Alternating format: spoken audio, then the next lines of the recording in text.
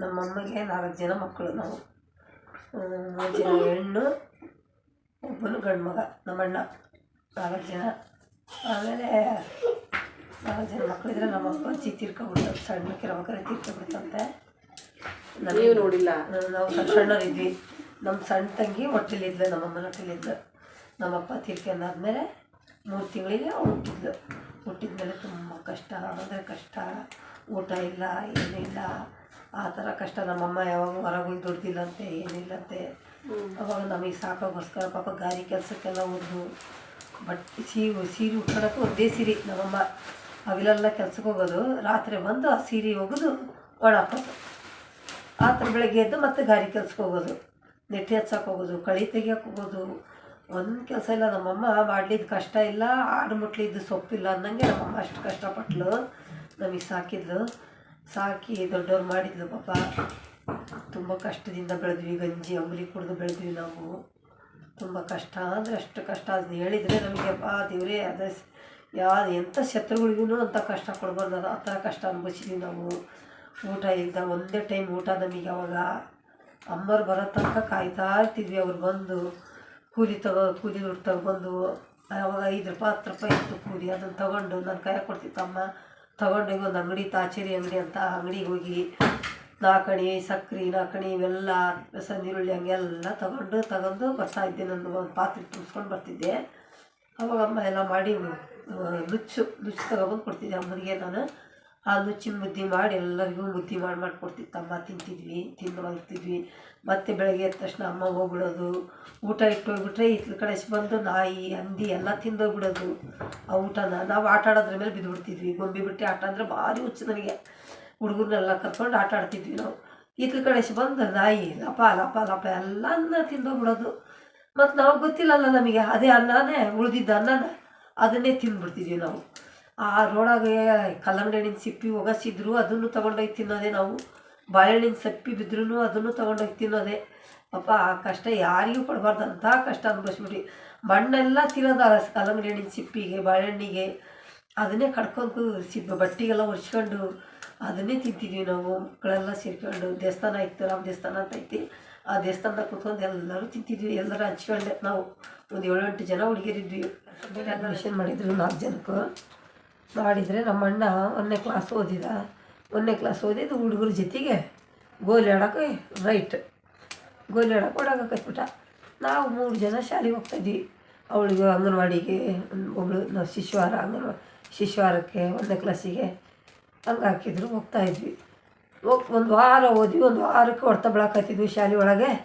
ಅಯ್ಯಪ್ಪ ಈ ಶಾಲೆನೂ ಬೇಡ ಏನೂ ಬೇಡ ಅಂಥೇಳಿ ಓಡಿ ಬರಕತ್ಬಿಟ್ವಿ. ನಮ್ಮಮ್ಮ ಹೊಡಿಯೋದು ನನಗೆ, ಹೋಗ್ರಿ ಶಾಲೆಗೆ.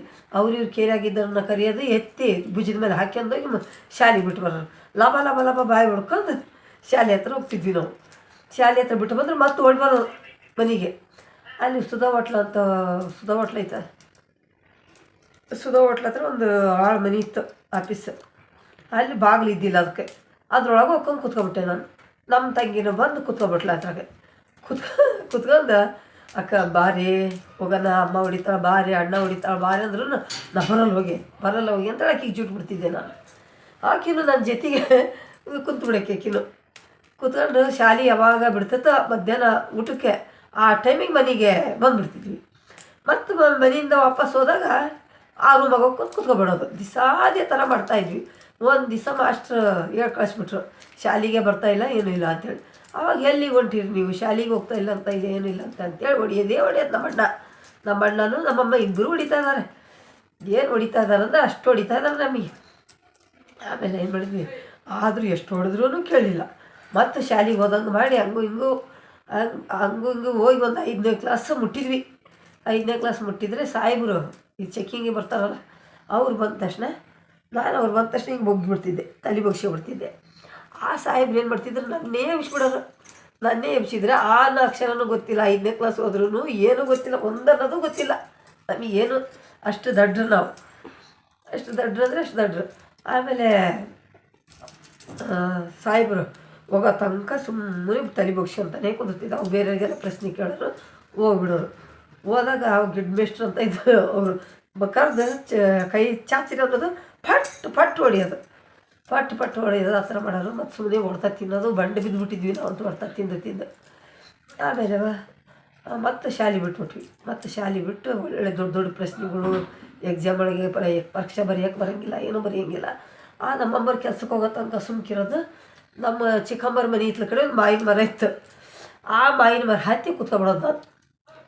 ಇಳಿತೀಯ ಇಲ್ಲ ಕಲ್ ತೊಗೊಂಡು ಬೀರ್ಲಿ ಅಂತ ನಮ್ಮ ಅಣ್ಣ, ಇಲ್ಲ ನಮ್ಮ ಬಿದ್ದುಬಿಡ್ತೇನೆ ನೋಡೋದು ನಮ್ಮ ಅಣ್ಣಗೆ ಎದುರಿಸ್ತಿದ್ದೆ. ಆದರೂ ಮೆಲ್ಲ ಕಿಳಿಸ್ಬಿಟ್ಟು ನಮ್ಮ ಅಣ್ಣಾಗ ಒಂದು ಚುಳುಕಿ ತಗೊಂಡು ಹೊಡೆದ್ರೆ ಅಯ್ಯಯ್ಯೋ ಅಯ್ಯಯ್ಯೋ ಅಂತಾಗಿ ಮಾರ್ಕೆಟೆಲ್ಲ ಸುತ್ತಾಡ್ತಿದ್ದೆ ಹೊಡ್ತಕ್ಕೆ. ಅವಾಗ ಎಷ್ಟು ಜನ ಬಿಡಿಸಿದ್ರು ಬಿಡ್ತಿದ್ದಿಲ್ಲ ನಮ್ಮಣ್ಣ.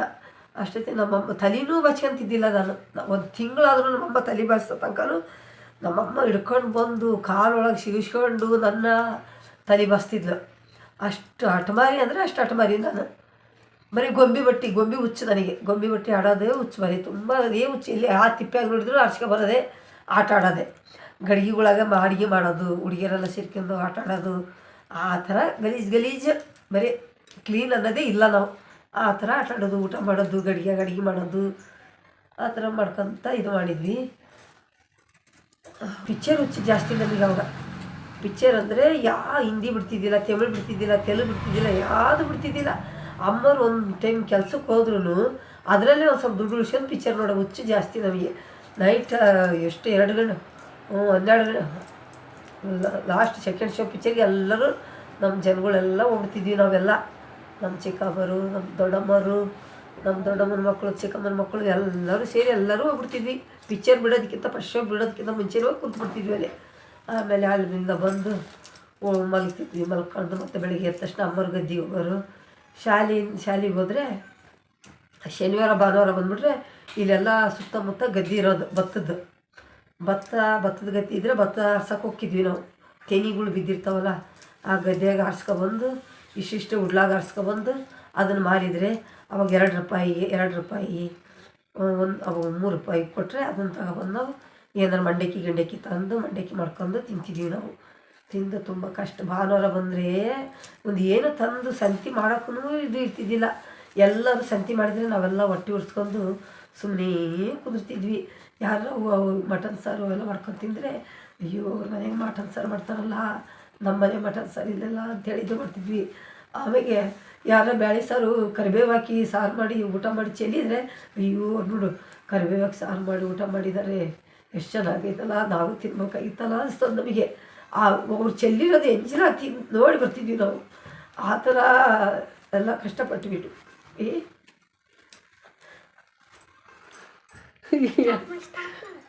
ಸುಮ್ಮನಿರಮ್ಮ. ಮೆಣಸಿನ್ಕಾಯಿ ಇರ್ತಿದ್ದಿಲ್ಲ. ಒಂದು ತೆಂಗಿನ ಮರ ಇತ್ತು ನಮ್ಮ ಇತ್ಲ ಕಡೆ. ಆ ತೆಂಗಿನ ಮರದ ಹತ್ರ ಮೆಣಸಿನ್ಕಾಯಿ ಬಿದ್ದಿದ್ವು. ಅದನ್ನು ತಗೊಬಂದು ಗೊಜ್ಜು ಮಾಡಿ ತಿಂದೀವಿ. ಆ ಟೈಮ್ನಾಗ ನಾವು ತಿಂದೇವಿ. ಮತ್ತು ನಮ್ಮ ಚಿಕ್ಕಮ್ಮನ ಮನೆಯಾಗ ಸಾರು ಮಾಡಿದರೆ ಅವರು ತಗೊಬಂದು ಕೊಡೋರು.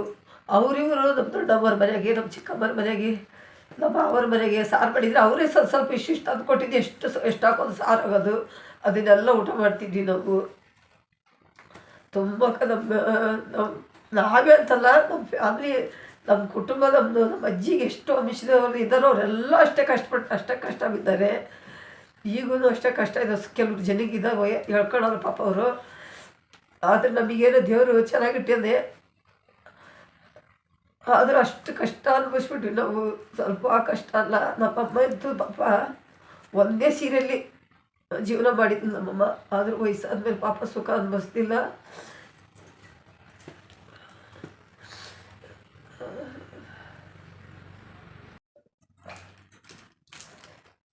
ನಮ್ಮಮ್ಮನ ಅಣ್ಣ ತಮ್ಮ ಇದ್ದರು. ಅವರು ಪಾಪ ತುಂಬ ಒಳ್ಳೆಯವ್ರು ಪಾಪ, ಅಣ್ಣ ತಮ್ಮ. ನಮ್ಮ ದೊಡ್ಡ ಮಾವ ಅಂದರೆ ಪಾಪ ಅವರು ಇನ್ಕಮ್ ಟ್ಯಾಕ್ಸ್ ಆಫೀಸರ್ ಅವರು. ಪಾಪ ಅವರು ಅಲ್ಲಿಂದ ಬಂದರೆ ಭದ್ರಾವತಿಯಾಗಿ ಡ್ಯೂಟಿ ಅವ್ರದ್ದು. ಅಲ್ಲಿಂದ ಮಾರ್ಕೆಟ್ ಹತ್ರ ಬರ್ತಾಯಿತ್ತಂದರೆ ನಾವೆಲ್ಲ ಹುಡುಗರು ಎಲ್ಲ ನಮ್ಮ ಚಿಕ್ಕಮ್ಮನ ಮಕ್ಕಳು ನಾವು ಎಲ್ಲರೂ ಓಡೋಗ್ತಿದ್ವಿ ನಮ್ಮ ಮಾವನ ಹತ್ರ.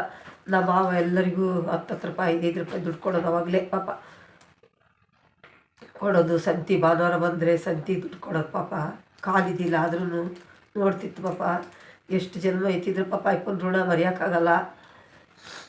ಅಷ್ಟು ಒಳ್ಳೆ ಮನುಷ್ಯ ಸತ್ತೋದ್ರು ಪಾಪ. ಅವ್ರು ನಮ್ಮ ಮಾವನೂ ಅಷ್ಟೇ, ಚಿಕ್ಕ ಮಾವನೂ ಅಷ್ಟೇ ಮೀನು ವ್ಯಾಪಾರ ಮಾಡ್ತಿತ್ತು. ಅವರು ಭಾನುವಾರ ಬಂದರೆ 3 ಬಾಂಗಡಿ 4 ಬಾಂಗಡಿ ನಮಗೂ ಕೊಡ್ತಿತ್ತು. ಅಷ್ಟು ತುಂಬ ಒಳ್ಳೆಯವರು ಎಲ್ಲ ಪಾಪ ಕಷ್ಟ ತುಂಬ ಕಷ್ಟ ಅನುಭವಿಸಿದ್ವಿ. ಈಗ ನಮ್ಮಣ್ಣನೂ ತೀರ್ಕೊಂಬಿಟ್ಟ. ಎಲ್ಲ ಸುಖ ಬಂದಾಗ ಎಲ್ಲ ಹೋಗ್ಬಿಟ್ರು ಪಾಪ. ಕಷ್ಟ ಇದ್ದಾಗ ಎಲ್ಲ ಕೆಲಸಗಳು ಇರ್ತಾವೆ. ಅವತ್ತು ಅವಾಗ ಜೀನಹಳ್ಳಿ ಊರು, ಬಸಪಟ್ಟಣ, ಚೀಲೂರಿಗೆ ಹೋದ್ರು ಫಸ್ಟಿಗೆ. ನಮ್ಮ ಸಣ್ಣ ಹುಡುಗರು ನಮ್ಮನ್ನು ಕರ್ಕೊಂಡೋದ್ರು. ಅಲ್ಲಿ ಶೇಂಗಾ ಮುರಿಯೋದು, ಈ ಥರ ಶೇಂಗಾ ಕೀಳೋದು. ಅಪ್ಪ ಶೇಂಗಾ ಕೀಳಕ್ಕೆ ಹೋದ್ರೆ ನನಗೆ ಆಗ್ತಾನೆ ಇದ್ದಿಲ್ಲ. ಎಲ್ಲರೂ ನಮ್ಮ ಅಣ್ಣ, ನಮ್ಮ ದೊಡ್ಡಮ್ಮನ ಮಕ್ಕಳು, ನಾವು, ನಮ್ಮ ಚಿಕ್ಕಮ್ಮನ ಮಕ್ಕಳು ಎಲ್ಲರೂ ಹೋಗ್ಬಿಟ್ವಿ. ಅಲ್ಲಿ ಹೋದರೆ ನಾನು ಮಾತ್ರ ನನಗೆ ಕೆಲಸ ಅನ್ನೋದೇ ಆಗ್ತಾಯಿಲ್ಲ. ಎಲ್ಲರೂ ನಮ್ಮ ತಂಗಿಯವರೆಲ್ಲ ಮಾಡ್ತಾಯಿದ್ದಾರೆ ಇಲ್ಲಿ ನಮ್ಮೂರಾಗೆ.